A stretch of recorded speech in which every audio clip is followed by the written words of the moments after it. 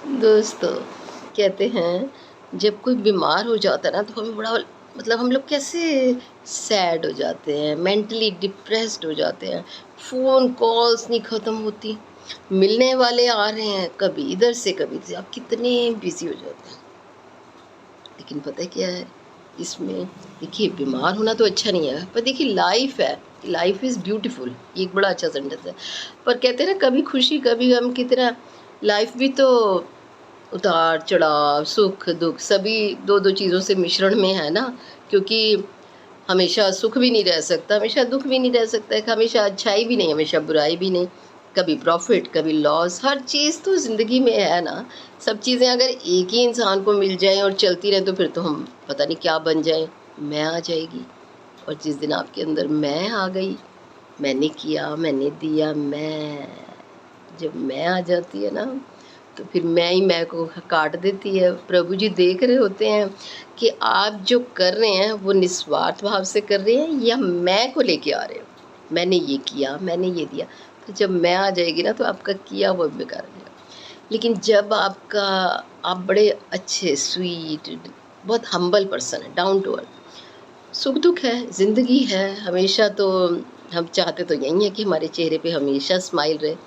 पर कभी-कभी चली भी जाती है स्माइल। हालात, सिचुएशन, अब आपके घर में कोई एकदम से बीमार पड़ गया, आपका मूड सैड हो जाता है। ऑब्वियसली आप हँस नहीं पाते, आपका तैयार होने का मन नहीं करता, आपका ज़्यादा और अलग बातें नहीं करते, आप उसी मूड में, और अगर आप उस मूड में नहीं भी होते तो जो सब लोग आपसे पूछ रहे होते हैं उसी बात को बार-बार, तो आपकी एनर्जी, आप सब उसी टाइम उसी जैसे ही बन जाते हैं, बता-बता के वही चीज़। लेकिन इसमें एक अच्छी बात पता है क्या है दोस्तों, जो मुझे लगता है, जैसे कहते हैं ना चिंता नहीं चिंतन करना चाहिए, ये भी वैसी है। जब आपसे जो पॉज़िटिविटी वाले लोग होते हैं ना, वो आपको मिलने आते हैं या फ़ोन पे बात करते हैं, तो वो आपको एक ना अच्छा एक लेसन भी देते हैं। उनके आने से, मिलने से पेशेंट भी अच्छा हो जाता है, उसका मूड भी अच्छा हो जाता है, घर वालों का भी अच्छा होता है। चाहे आपकी एग्ज़ैशन बढ़ जाती है, नो डाउट, लेकिन जो पेशेंट होता है ना, उसके लिए अच्छा ये हो जाता है कि वो सारा दिन वही बेड पे, वही सिंपल खाना, वही मेडिसिन्स, लेकिन जब कोई आता है, थोड़ा-सा हाल-चाल पूछ के फिर वो अलग-अलग बातें करने लगता है। जब वो अलग बातें करने लग जाता है, तो वो जैसे चिल्ड मूड में होता है, आप भी ऑटोमैटिकली उसी चिल्ड मूड में हो जाते हैं और घर वाले भी।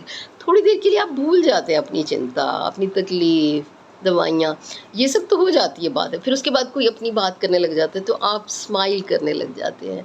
तो इसलिए अगर आपके यहाँ कोई बीमार भी है और मिलना-मिलाना भी चल रहा है और फ़ोन पे भी पूछ रहे हैं, तो this is good for health. मैं तो यही सोचती हूँ। आप क्या सोचते हो?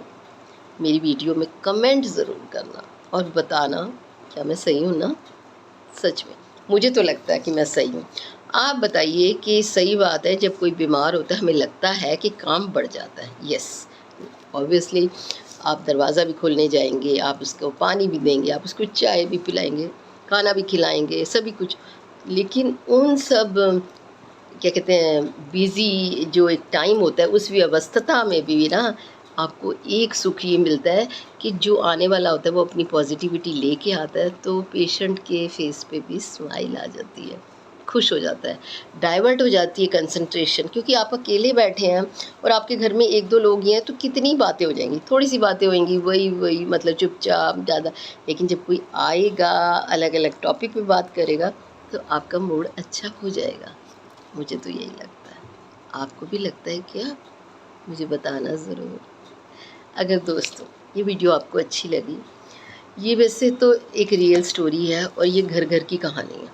सही बात है, सभी के साथ ही कुछ ना कुछ लगा रहता है। ये कोई स्क्रिप्ट नहीं लिखी हुई, कोई किताबी बात नहीं है। ये ज़िंदगी की सच्चाई है और सच में कभी ना कभी सबकी बारी आई रहती है। कहते हैं ना वो टर्न बाय टर्न कब किसका नंबर आना ना ये वही जानते हैं। और किस चीज़ में क्या भलाई है, आपका प्लान कुछ और होता है और हो कुछ जाता है। आपको उस टाइम पे बड़ी तकलीफ़ होती है कि ये क्या हो गया? मैंने तो यहाँ जाना था, मैं यहाँ पहुँच गया।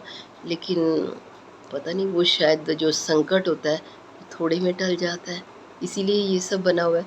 तो इसलिए हमारी प्लानिंग तो जो होती है, लेकिन जो प्रभु जी की प्लानिंग होती है ना, उसको तो वही जानते हैं। दोस्तों, अगर ये वीडियो आपको अच्छी लगे तो आप इसे लाइक, शेयर और सब्सक्राइब कीजिए। नेक्स्ट वीडियो में एक नई कहानी में एक नए अंदाज में फिर मिलते हैं। Till then bye bye.